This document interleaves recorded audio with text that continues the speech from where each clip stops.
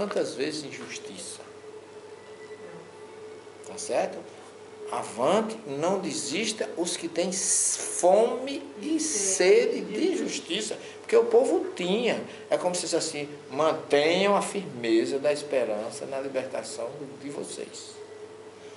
Ele não pregava violência. Jesus pregava não reação, mas uma ação inversa.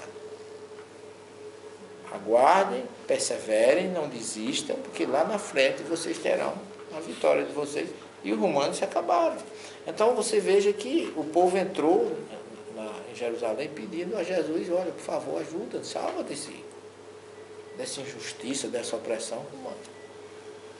E Jesus aproveitou o desejo do povo para provocar Pilatos, e ele estava no projeto dele ser crucificado. Lembremos que lá em Cesareia de Filipe ele diz assim: é preciso que o Filho do Homem vá a Jerusalém, seja preso, padeça na mão dos homens, e depois seja crucificado. Que Pedro imediatamente disse assim, Senhor, não, Pedro era sempre aquela figura impulsiva, né? Não vamos permitir isso. O que é que Jesus disse?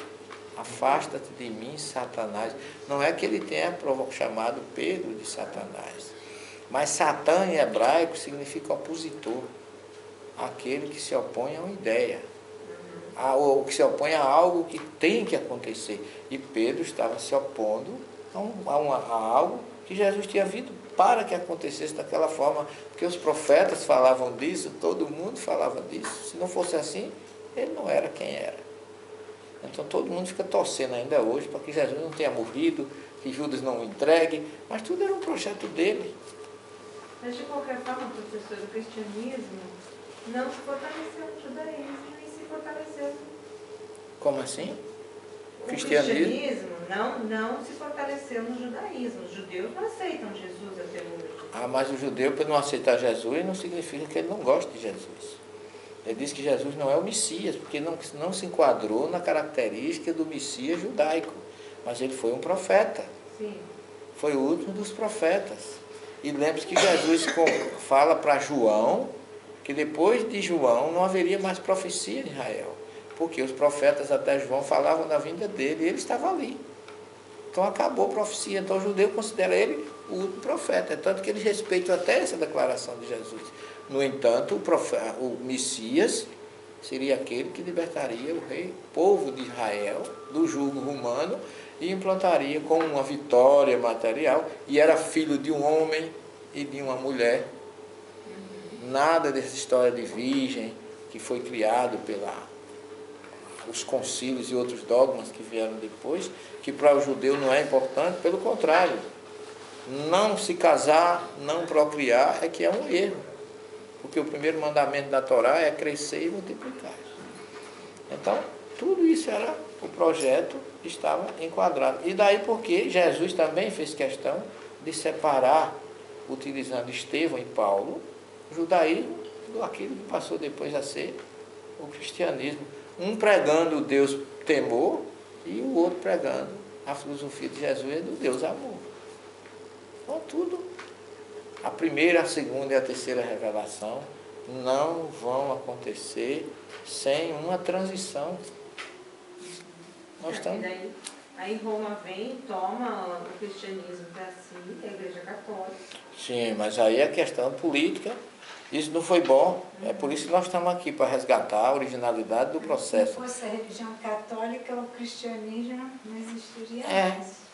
É porque a Igreja Católica Apostólica Romana é uma igreja política. Meio mal manteve o Foi o que o doutor Bezerra me disse certa vez. Contando Roma, naquela época, foi o melhor veículo para a difusão do cristianismo. Porque até a perseguição romana foi o que fez com que os cristãos fossem se disseminando e se espalhando por toda essa região. Então, o senhor acha que o projeto era esse mesmo? Sim, logicamente, sem esquecer daquele cristianismo que Jesus deixou, amar uns aos outros como eu vos amei. Agora, o lado humano, as falhas políticas, né, de Constantino, concílios e companhia, foi que acabaram destoando uma filosofia, um movimento tão cristalino, tão belo. Que a gente tenta, eu acho que a doutrina espírita tem esse papel. Porque, assim, eu falo por mim. De resgatar. Eu nasci, né, na Igreja Católica, como a maioria de nós, fui educada na Igreja Católica. Frequentei igreja, mocidade, fiz tudo. Só que, assim, nunca sentia Jesus. A gente tinha aqueles rituais da igreja e a gente, né, conhecia um Jesus. Aos 15 anos de idade, quando eu entrei na doutrina espírita, a primeira palestra que eu assisti dentro da casa espírita, eu tive uma convulsão. Parece que eu tinha conhecido Jesus naquele dia. Como se eu tivesse conhecido Jesus de verdade naquele dia. Até então não tinha sentido a presença de Jesus dentro do catolicismo, né? E acho que muita gente está assim, vê um Jesus, sabe, muito abstrato, né? Abstrato, de dogmas da igreja, né? De rituais da igreja. E não esse Jesus que vem realmente de encontro, né? A nossa alma, esse nossos Jesus anseios. Que vem fazer essa transformação mesmo, mexer com a gente, né? Então, por isso que eu acho assim, poxa, tantos anos, 2000 anos, o cristianismo, né, na mão da Igreja Católica, tudo bem, como ela falou, foi importante, senão talvez o cristianismo não teria, mas assim... Por isso que o cristianismo foi conhecido nesse espaço, porém muito difundido, muito dividido, muito separado, muito perdido em sua essência, mas Jesus manda a terceira revelação. E a questão 627 deixa bem claro que o papel do Espiritismo, dos espíritos, é levantar o véu, que até então era obscuro, era indireto, era parabólico, era metafórico, agora não. E o Espírito da Verdade ainda diz assim, depois da doutrina espírita, ninguém pode pretestar a ignorância, porque tudo foi dito a partir daí. Então nós coroamos, ou passamos a limpo, qualquer dúvida que tenha ficado durante esse período, com o Espiritismo.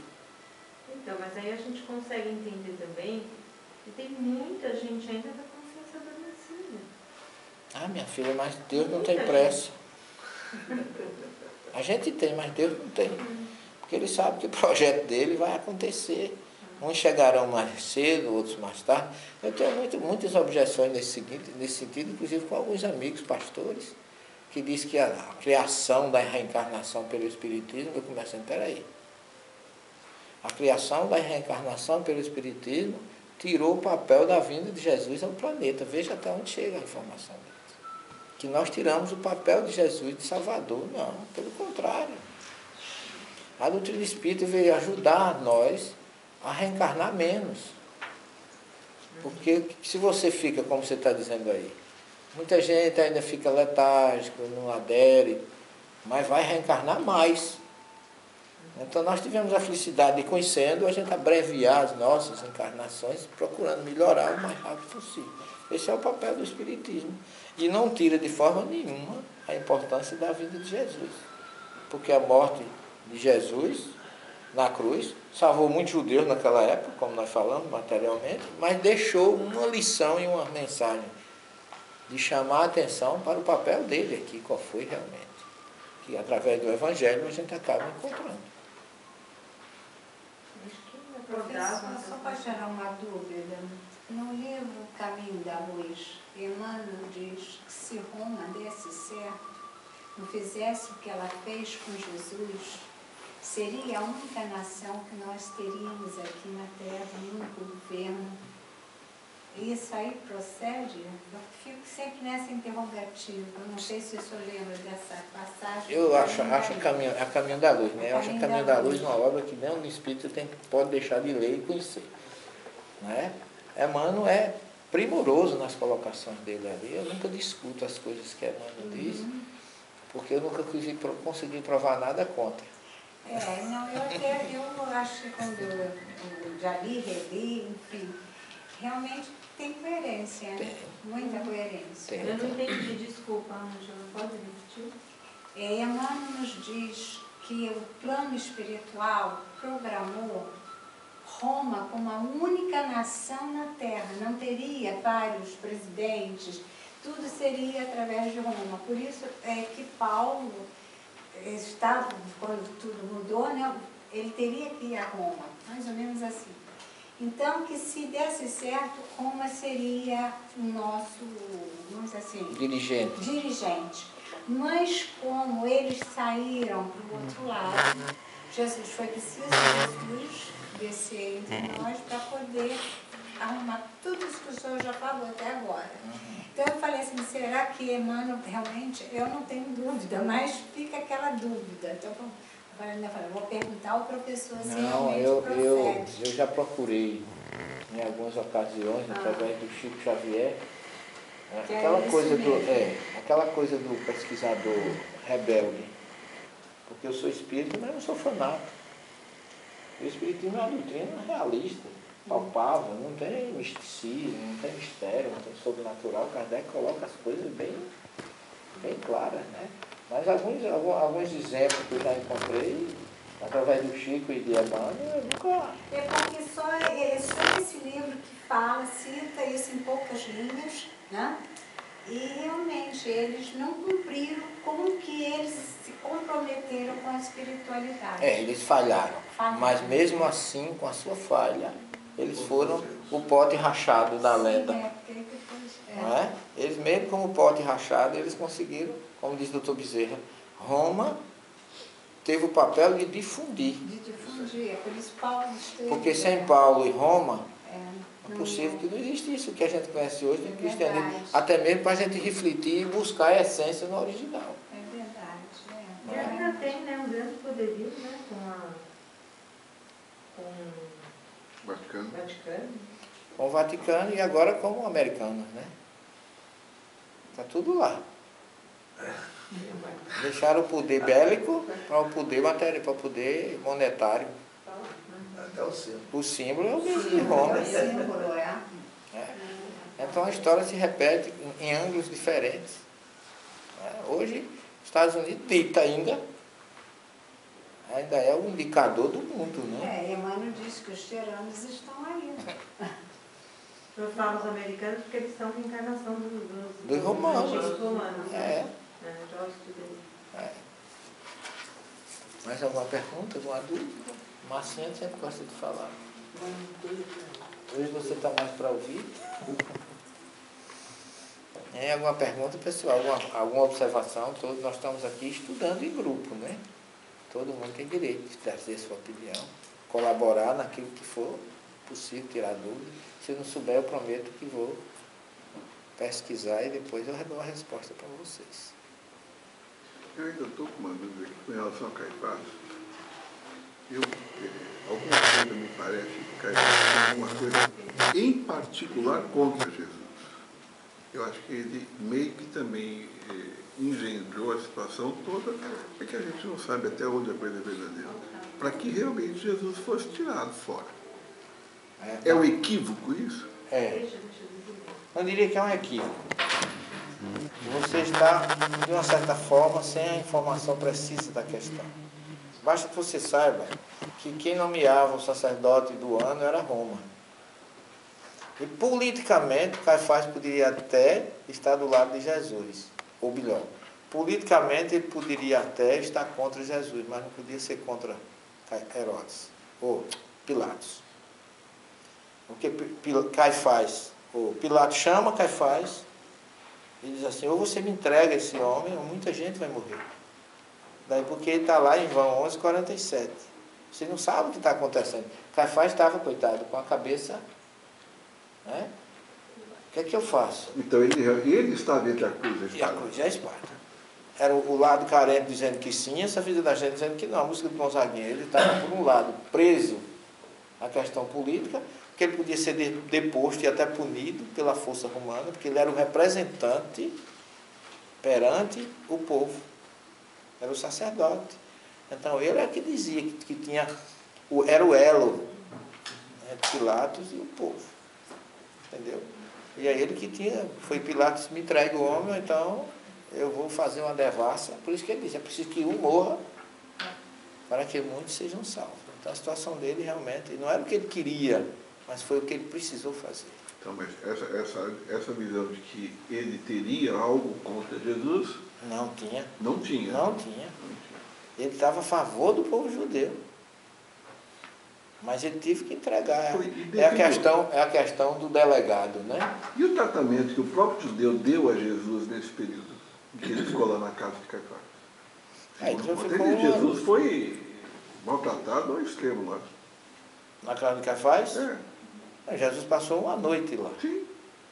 Foi o suficiente. No dia seguinte ele devolve ele para Pilatos. Ele jogou lá o... Tanto que foi empurra danada, joga Herodes, volta, vai para aquele... Mas ali a questão também política, né? Isso, Mas ele passou uma noite naquele lugar que a gente teve lá. Aquele pocinho que jogaram ele lá de cima, feito um saco de batata. Pois é. E no dia seguinte ele entregou para ele. Acabou. Ele não quis nem ver, talvez até, sei lá. Ninguém sabe o que se passou na cabeça dele naquele momento. Mas ninguém nunca sabe. Talvez ele não tenha querido nem ver, não quer nem ver para não me sensibilizar mais. Isso é o bode expiatório do povo judeu. É o boi de piranha, ele que vai fazer com que Roma se acalme. Porque ele foi preso, foi morto, não, acabou. E é tanto que todo mundo defende Pilatos, não é? Mas por que ele escreveu na cruz, em 3 idiomas, Jesus Nazareno, rei dos judeus? Para que o povo visse em grego, em hebraico, em latim, por que é que Jesus foi morto? Por que ele precisava escrever isso? Quer dizer, ele foi cri-cri mesmo. O Pilatos não é esse santinho que... É tanto que ele sumiu, né? Ele saiu, perdeu o trono, voltou para Roma e desapareceu. Ninguém sabe para onde foi parar. Até hoje ninguém tem notícia. E tem histórias de reencarnação dele? Como é? Tem alguma coisa que fala de reencarnação de Pilatos? Tem o livro de Lúcio que diz alguma coisa. Né? Tem alguma coisa de Lúcio, né? Lúcio. Que botou o sapateiro para tomar conta dele.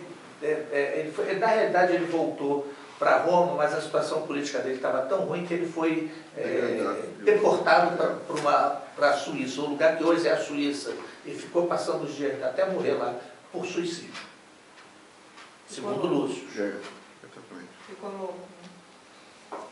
Só pode, né? Depois do que fez, coitado. Não, puseram um cidadão lá para tomar conta dele e ele segundo Lúcio. Segundo Lúcio. O senhor já fez algum estudo, alguma pesquisa, se não houvesse a crucificação? Não. Eu não preciso fazer pesquisa para isso, Denise. Se não houvesse a crucificação, não teria cristianismo, Jesus não seria Jesus, ele não teria vindo ao planeta. O projeto é todo dele. O ganho, né? Existe um grande estudioso do mundo teológico, americanos, judeus, na francês, João Dominique Crossan, que é um grande teólogo, pesquisador do cristianismo primitivo, que ele diz que quem matou Jesus foi ele mesmo. Porque todo mundo faz a pergunta, né? Quem matou Jesus? Foi Pilatos. Foi Judas que entregou. Sim, ele poderia ter feito milhões de milagres naquela hora. Sim, e ele não diz a Pedro? Tu pensa que se eu quisesse eu não já teria pedido a meu pai e os anjos para que me viesse uma corte de anjo aqui quando Pedro corta a orelha? Por quê?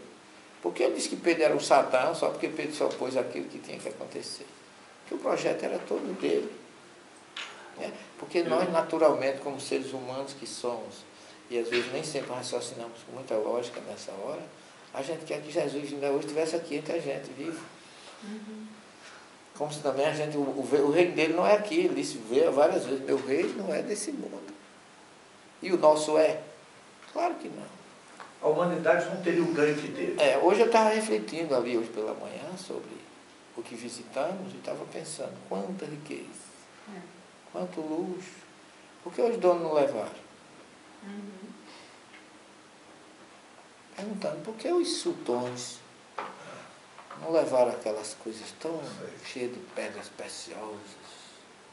Está tudo ali para a gente saber que ninguém tem nada.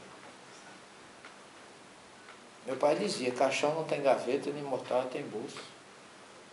Daqui a gente só leva o que de bom a gente fez. Mais nada. Então Jesus veio para dizer, olha gente, o verdadeiro reino é do lado de lá, não é aqui. Então não se preocupem, façam sua parte e não junte dinheiro, outro ladrão e a traça pode comer o ferrugem. Sempre isso, eu deixou muitas vezes dito. Não ponha esperança no dinheiro, seu dinheiro só serve enquanto ele pode ser útil a você e aos outros. Do contrário, vai virar peça de museu. Tá aí. Ainda tinha esse pico lá hoje de manhã, viu? Com a gente lá, deu uma sonolência num time todo, quase todo mundo desmaia naquela hora que a gente estava ali. Que tomou café e saiu. Ali estava pesado. E a entidade veio, passou, rodeou, ficou atrás de Márcio naquela coluna. Ele fazia assim, ó.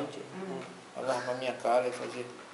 Quando eu olhava para ele, ele se escondia. O bicho estava pegando. Mas daqui a pouco tá a Nininha dormindo. Tá uma Vandinha cochilando, tá não sei como. Eu estava sentada, saiu um casal de dentro da criança, aos gritos lá de dentro. Depois saiu lá fora e a criança foi para o chão. Ainda tem Criança absorve. Tem muitos ainda. E a gente vai drenando devagarinho, né? Quem vem com os nossos objetivos, porque a maioria está ali para, sei lá, né? Uns fumando. É como Jesus diz, quando chegar a hora, a maioria vai estar casando, comendo, bebendo, sem nenhuma uma noção do que o projeto e o processo está acontecendo. Ok, pessoal? Nós estamos na nossa hora, até já estouramos um pouquinho, mas preparemos, amanhã vamos começar exatamente de onde foram expulsos ou levados de Jerusalém para aquela cidade onde nós vamos chegar lá. Vamos nos preparar, porque realmente Deus teve grandes momentos, e cada dia mais estaremos aprendendo até a culminância que deve ser em Éfeso, lá na casa de Maria. Se preparem, que realmente eu não quero criar expectativas, mas já criando. Mas agradeçamos a Deus e vamos em frente, que esse é o nosso papel, nosso objetivo.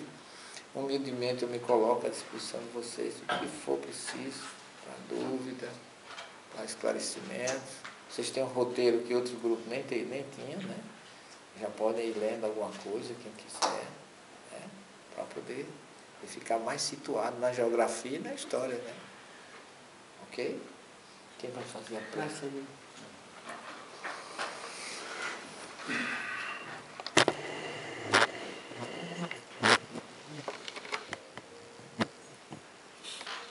Agradecer a Deus,